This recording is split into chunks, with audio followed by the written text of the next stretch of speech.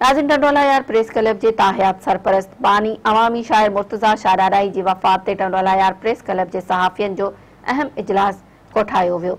इजलास में फ़ैसिलो कयो वियो त संदसि 40 ते वॾो ताज़ियती मेड़ाको कोठाए खेसि भेटा ॾिनी वेंदी। उन हवाले सां ॾिसूं था नसीर शाह जी हीअ रिपोर्ट।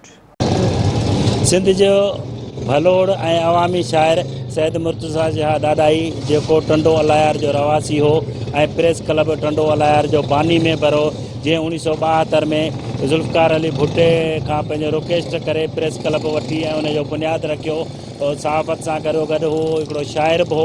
उन हवाले सां अचो त प्रेस क्लब जे साथियुनि खां था पुछूं त हुनजो छा चवणु आहे। साईं मुर्तज़ा शादाराई जी शख़्सियत जो जेको सभ खां वॾो पासो आहे उहो शाइर आहे, पर साईं मुर्तज़ा शादाराई हुन सां गॾु हिकिड़ो सुठो सहाफ़ी बि हो।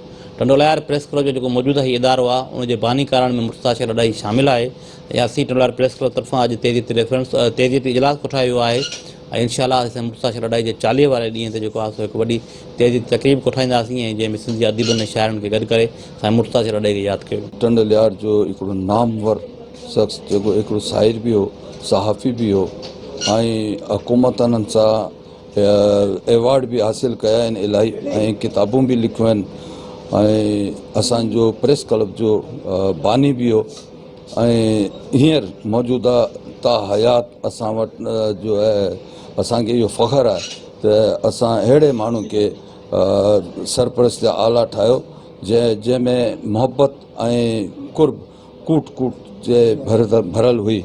ऐसी हस्ती थी जो शायरों में, अदीबों में, कलमकारों में, सहाफ़ियों में अपना उन्होंने एक म्यार, बहुत अच्छा म्यार बना रखा था। और मुर्तज़ा डाडाई पे ٹنڈوالهيار की आवाम को भी बड़ा फ़ख्र था कि वो उन्होंने सदारती शायरी में सदारती अवार्ड हासिल किया। मुख्तलिफ़ समाजी सियासी तंजीमों के ज़रिए उन्होंने कई शायरी की और उनकी जो किताब थी ज़मज़म, ज़हर व ज़मज़म, जो किताब इनकी जो इतनी पॉपुलर हुई, इतनी पढ़ी गई, ना सिर्फ सिंधी लोग, उर्दू लोग, पंजाबी लोग, पठान लोगों ने भी उस किताब को पढ़ा। साईं सैयद मुर्तज़ा डाडाई साहब जे विछोड़ ते तमामु घणो अफ़सोस थियो आहे, ॾुख पहुतो आहे ऐं असांजे प्रेस क्लब जो ताहयात जेको आहे सो सरपरस्त आला हो। दस्तूर में जेके अगरार व मसातिद लिखियल आहिनि ٹنڈوالهيار जे आइन में, उन में बि हिननि जो नालो इन्हनि ई लफ़्ज़नि सां शामिलु हो ऐं उन खां पोइ इहे ओचिता जेको बीमार तवील अरसे खां हुआ, तक़रीबन ही 70 जे ॾहाके में ٹنڈوالهيار में अची उनर पाड़े में आबाद थिया हुआ ऐं उन खां पोइ हिननि जो पहिरियों मजमूओ जेको आयो सो ज़हर व ज़मज़म आयो ऐं साईं 82-83 खां वठी तक़रीबन वफ़ात ताईं मुख़्तलिफ़ दौरनि में केॾीमहिल घटि केॾीमहिल वधीक बीमार रहिया। आउं सम्झां थो ٹنڈوالهيار खे यतीम करे वियो आहे। साईं जा जेका मजमूई तौर ते 8 जेका कलाम हुन जा मजमूए ते आया आहिनि, उन में साईं न सिर्फ़ सिंध जी सकाफ़त बल्कि पाकिस्तान जे पूरे मुआशरे दुनिया जी कई अहिड़ी शयुनि खे उजागर कयो आहे जो शायदि आउं सम्झां थो ॿिए के शाइर अहिड़ी उजागर उन शयुनि खे न कयो आहे। यकीनन सैयद मुर्तज़ा डाडाई जो ख़ाल त कॾहिं बि पुर नथो थी सघे।